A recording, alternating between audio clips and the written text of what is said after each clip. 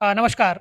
देश की सर्वोच्च अदालत ने आज कोलकाता में हुए रेप मर्डर केस की आज वहाँ पर सुनवाई हुई और उस सुनवाई में जमकर लताड़ लगाई है देश की सर्वोच्च अदालत ने बंगाल सरकार को और इस मामले पर कोलकाता पुलिस को भी। लेकिन जो उसमें 14 अहम बातें की गई हैं, क्या उससे जूनियर जो ऑल इंडिया में डॉक्टरों की हड़ताल चल रही है और इससे मुताल्लिक जो तमाम डॉक्टर्स हड़ताल पर बैठे हैं, उनको क्या राहत मिलेगी? इस केस में क्या राहत मिलेगी? इसी मसले पर हम बात करने के लिए यहाँ पर बैठे हुए हैं डॉक्टर गोयल के साथ और हम उनसे बात करेंगे कि आखिरकार सुप्रीम कोर्ट के इस फैसले को वो किस तरीके से देखते हैं, जो कि आज सुनवाई के दौरान वहाँ पर हुआ है। निगाहें इंडिया न्यूज, हर खबर पर पैनी नजर। बहुत-बहुत स्वागत है आपका सर। आज जिस तरीके से सुप्रीम कोर्ट ने तमाम बिंदुओं पर चर्चा की, इस पर आप क्या कहेंगे और क्या इससे राहत मिलती नज़र आ रही है? सबसे पहले मैं तो ऑनरेबल सुप्रीम कोर्ट का धन्यवाद देना चाहता हूँ कि उन्होंने साफ-साफ कहा कि ये व्यवस्थागत फेल्योर है। उन्होंने कहा कि आरजी कार हॉस्पिटल के एडमिनिस्ट्रेशन की ये टोटल फेल्योर है। उन्होंने कहा कि ये डॉक्टर सुरक्षा में फेल हुए हैं, उसमें वो अस्पताल की सुरक्षा में फेल हुए, कैसे कि 7,000 लोग अस्पताल में घुस गए और तोड़-फोड़ कर गए। तो इसमें अस्पताल प्रशासन और वहाँ की लोकल पुलिस, लोकल सरकार की भी मिली-भगत लगती है। ये महिला सुरक्षा की भी बात की उन्होंने और इस सब को देखते हुए वहाँ पर एक तो सीआईएसएफ की सिक्योरिटी फोर्स लगाई, वो हॉस्टल में जो 700 से 30 बच्चे रह गए हैं, उनके हॉस्टल में वो लगाई। 48 आवर्स में सीबीआई को स्टेटस अपडेट रिपोर्ट देने के लिए कहा और तीसरा एक नेशनल टास्क फोर्स बनाया जिसमें एमिनेंट डॉक्टर्स हैं और cabinet secretary, ministry of home affairs के सेक्रेटरी और हेल्थ मिनिस्ट्री के एनएमसी के रिप्रेजेंटेटिव्स हैं। तो और इसके उन्होंने बिंदु भी तय किए कि भैया वर्क फोर्स पे, वर्क स्टेशन पे क्या-क्या काम आपको देखने हैं कि उनको ट्रांसपोर्टेशन की सुविधा हो, दिन और रात में उनकी ड्यूटी होती है। वहाँ पर सीसीटीवी लगे रहें, जो वहाँ पर अटेंडेंट आते हैं उनके चेकिंग हो, कोई आर्म्स तो नहीं ले जा रहा है, बहुत ज़्यादा भीड़ ना लगे, उसकी व्यवस्था करने की बात हुई। और इसके अलावा जहाँ उनके रहने की जगह है, वहाँ पर एक बेहतर रेस्ट प्लेस हो, बेहतर टॉयलेट्स हों, वर्क कंडीशंस बेहतर हों। कहीं न कहीं ये भी है कि उन्होंने कहा कि ये डॉक्टर लोग या रेज़िडेंट लोग 36-36 घंटे काम करते हैं, ये भी उन्होंने कहा।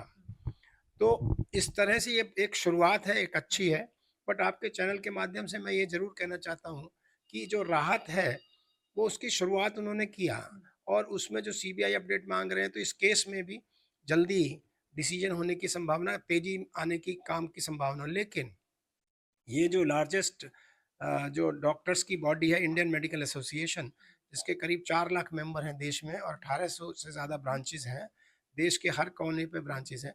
तो इंडियन मेडिकल एसोसिएशन का ज़रूर एक मेंबर नेशनल टास्क फोर्स में होना चाहिए। मुझे लगता है इंडियन मेडिकल एसोसिएशन भी ये रिप्रेजेंटेशन मिनिस्ट्री ऑफ हेल्थ को दे रही होगी और वो ज़रूर इस जो टास्क फोर्स में शामिल होंगे।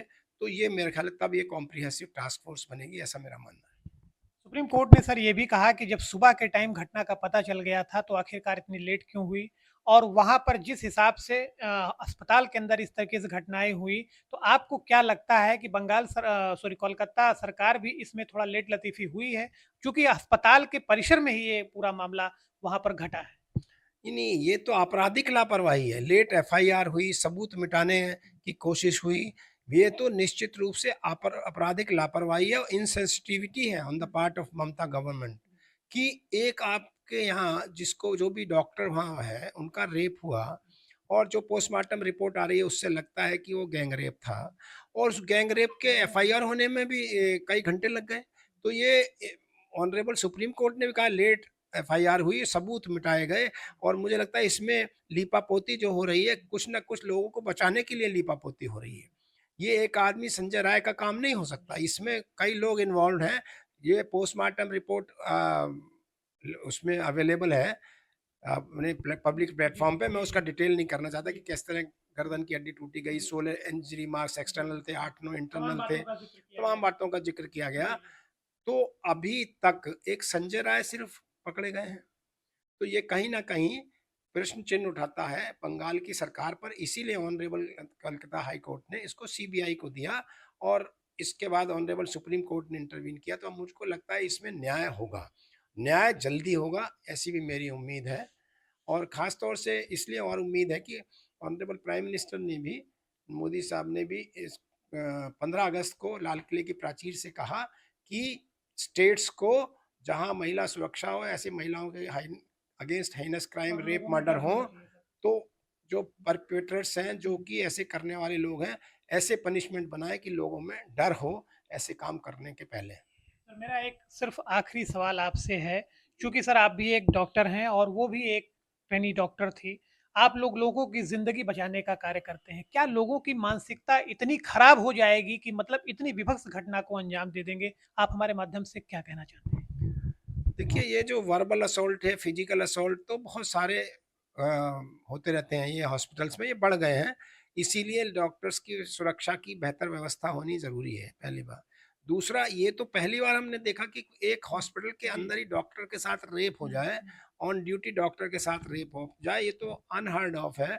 ये रेयरेस्ट ऑफ रेयर केस है। ऐसे जो भी अपराधी हैं, इनको कैपिटल पनिशमेंट दिया जाना चाहिए, इनको फांसी पर लटका देना चाहिए। तो ये थे हमारे साथ डॉक्टर गोयल साहब, जिन्होंने अपनी बेबाक की बात अपने यहाँ पर रखी और उन्होंने बताया कि महिला सुरक्षा को लेकर के और जो लेडीज़ डॉक्टर के साथ वहाँ पर हुआ, आखिरकार ये सर्वोच्च न्यायालय की तरफ से एक अच्छी पहल है और इसका वो सभी लोग स्वागत करते हैं और इससे उनको इंसाफ मिलने में जल्दी ज़रूर दिखाई पड़ रही है। फिलहाल आगे की अपडेट के लिए हम आपको आगे और भी अपडेट देते रहेंगे। तब तक आप देखते रहिए निगाहें इंडिया न्यूज़। अपने सहयोगी कमलेश कुमार के साथ मैं नितिन द्विवेदी, दिल्ली से।